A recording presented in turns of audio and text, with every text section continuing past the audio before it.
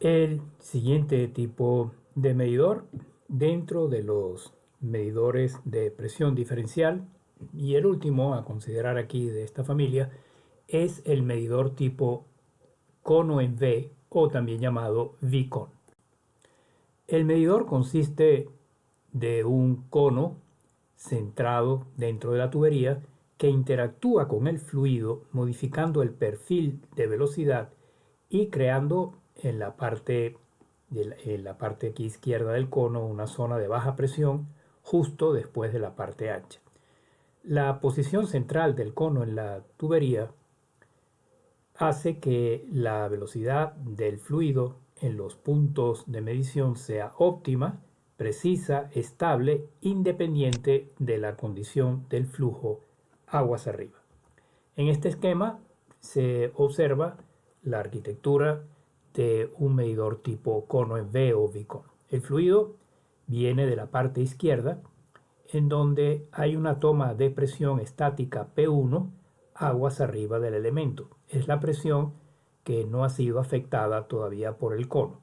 Al acercarse el fluido al cono, la presión es P1 y el cono con su ensanchamiento hace que la velocidad del fluido aumente hasta llegar a un máximo a la derecha en la parte más ancha del cono, donde se pone la segunda toma de presión o presión P2. El transmisor al cual está acoplado este instrumento calcula la diferencia de presión dP, cuya raíz cuadrada, como ya es sabido en el resto de los medidores de este tipo, es proporcional al flujo. Aquí se ve un esquema gráfico artístico de el perfil de velocidad del fluido. Cuando el fluido pasa por el cono se generan esos vórtices de pequeña amplitud y de alta frecuencia, y el cono tiene una forma suave tal que dirige el fluido sin que haya un impacto abrupto en su superficie. Y eso hace que disminuya el desgaste en caso de que haya fluidos con partículas suspendidas, sucios, haciendo que el dispositivo rara vez requiera mantenimiento.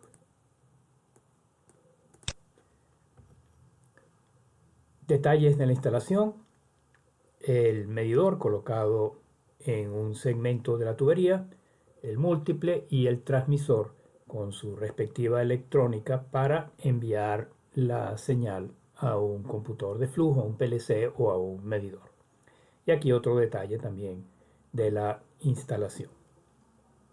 Las ventajas de este tipo de medidor son muchas comparadas con el resto de los medidores basados en presión diferencial e inclusive con otro tipo de medidores. Por ejemplo, su exactitud, que es muy grande, desde 0,5% de la medida, la alta repetibilidad en las mediciones, desde 0,1%, acondiciona el flujo antes de medirlo, requieren mínimos tramos de tubería recta aguas arriba o aguas abajo, entre 0 y 3 diámetros de tubería, baja pérdida de presión, se aplica a varios tipos de fluidos, sucios, limpios, con sedimentos y también a gases, bajo nivel de ruido, autolimpiante y prácticamente no requiere de mantenimiento.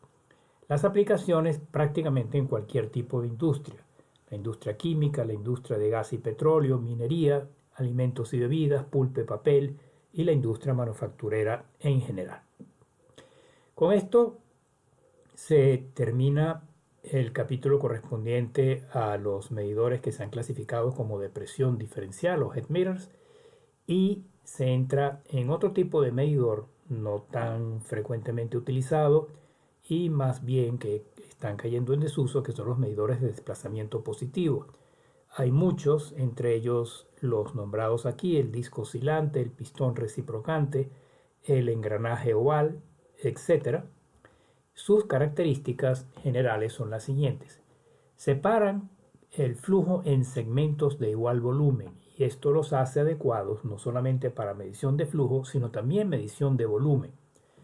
Ese volumen separado del fluido se transporta en cavidades alternas. Hay partes mecánicas que se mueven usando la propia energía del fluido. Al medir volumen también pueden hacer de totalizador de flujo. La señal de salida por lo general es un tren de pulsos cuya frecuencia es proporcional precisamente a la velocidad del fluido. Requieren filtros aguas arriba, puesto que se tapan con facilidad en caso de que haya sedimentos o restos o partículas suspendidas, y no son adecuados para fluidos que tienen o que forman burbujas, puesto que la burbuja ocupa un volumen dentro del elemento de volumen que ellos miden y falsifica la medición, siendo que el volumen medido es mayor que el volumen real. Uno de los ejemplos de este tipo de medidores de desplazamiento positivo es el llamado disco oscilante, que es una cámara cilíndrica con un disco que oscila, y a través de un acople, por ejemplo, magnético, se genera un pulso, se genera un tren de pulso que es proporcional al flujo que se está midiendo. El medidor también puede totalizar volumen. Por ejemplo, si el medidor genera 20 pulsos por segundo, esa es una medida del caudal, de tantos metros cúbicos por segundo, por ejemplo. Pero el número de pulsos da una medida del volumen que se ha calculado. Los usos para este tipo de medidor: agua y líquidos donde no se requiera mucha precisión, puesto que no son muy exactos. El segundo y último medidor que se considera aquí en esta familia es el de engranaje oval. Se ve claramente en la figura que se trata de dos engranajes que giran en la forma que se explica aquí en las secuencias 1, 2 y 3, por efecto de la fuerza que ejerce sobre ellos el mismo paso del fluido. Son engranajes, puesto que se utilizan para fluidos viscosos como aceites y grasas, o que tengan sólidos en suspensión. Luego se pasa al tercer tipo de medidores de flujo, que son los medidores de área variable, también llamados rotámetros. La importancia de este medidor, más que todo, y eso es por la razón por la cual está incluido aquí en este audiovisual, es más que todo porque es un medidor que está en el laboratorio de la escuela, y en caso de que se haga la práctica respectiva, pues ahí se verá el medidor. El medidor trabaja bajo el siguiente principio de operación. Es un área cuya sección transversal, es un tubo cuya sección transversal o área es variable, la restricción es variable, dentro del cual, guiado por una guía vertical, se encuentra un dispositivo flotante, un flotador. A medida que el fluido aumenta su velocidad, el flotador sube, y si la velocidad disminuye, el flotador baja. El diámetro del flotador es constante, aquí en la figura representado por la nomenclatura DF, diámetro flotador, y este diámetro que está aquí, esta sección, este tramo, es el tramo de área variable, que por supuesto aumenta con el flujo y disminuye con el flujo. Se tienen entonces dos diámetros: el diámetro del flotador DF y el diámetro DT, que es variable a medida que el flujo aumente o disminuye. En la práctica, este dispositivo está encapsulado por lo general en un tubo vertical transparente de vidrio o de plástico, al cual se le adosa una escala donde se mide el flujo, por ejemplo, de 0 a 100%, como indica aquí en la figura. El fluido entra en la parte inferior, sube, actúa sobre el flotador y es sacado por la parte superior y continúa su viaje al punto final, a su destino final. Este sería el diagrama esquemático del rotámetro.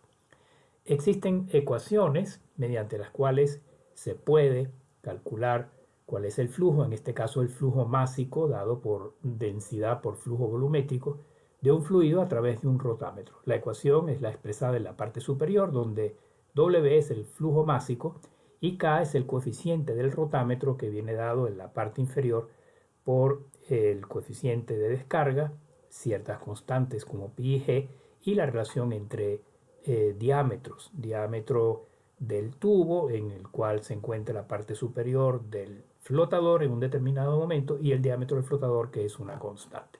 Debe conocerse, por supuesto, la densidad del fluido y la densidad del flotador para completar la ecuación, así como también la masa del flotador.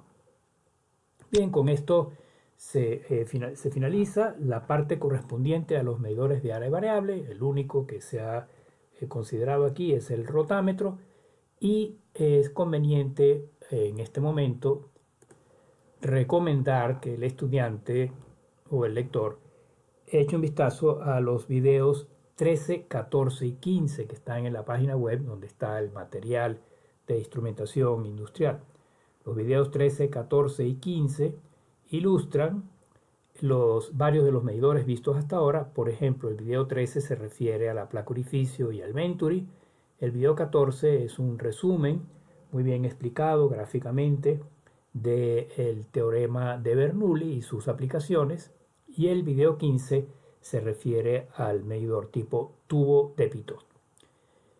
En los siguientes audiovisuales se va a entrar en el estudio de medidores sumamente importantes que en los últimos años han cobrado pues una importancia tremenda como aplicación en la industria, que son los medidores volumétricos, que realmente lo que miden es velocidad, no esta vez diferencia de presiones. Y a diferencia de los medidores de diferencia de presión que hemos visto hasta el momento, en los cuales el flujo es proporcional a la raíz cuadrada del delta P, según la ecuación de Bernoulli, estos medidores nuevos volumétricos que se verán a partir del próximo audiovisual son lineales, es decir, el flujo es directamente proporcional a la velocidad. Hay varios en la industria, los 4 más importantes son estos nombrados aquí: turbina, electromagnético, ultrasónico con sus 2 variantes y vórtex, pero existen también otros. A partir entonces del próximo audiovisual vendrá el estudio más o menos detallado de estos importantísimos medidores de flujo.